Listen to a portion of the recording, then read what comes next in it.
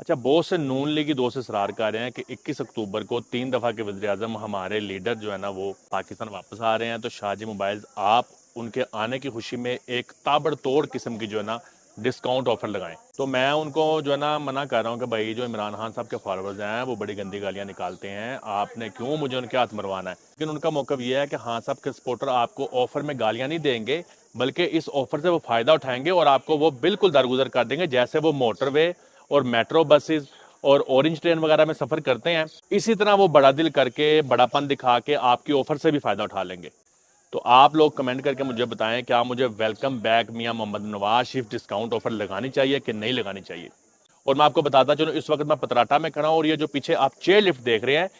ये भी बहुत अरसा पहले मियां मोहम्मद नवाज शरीफ ने ही लगाई थी।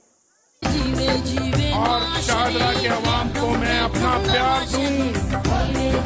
उनसे प्यार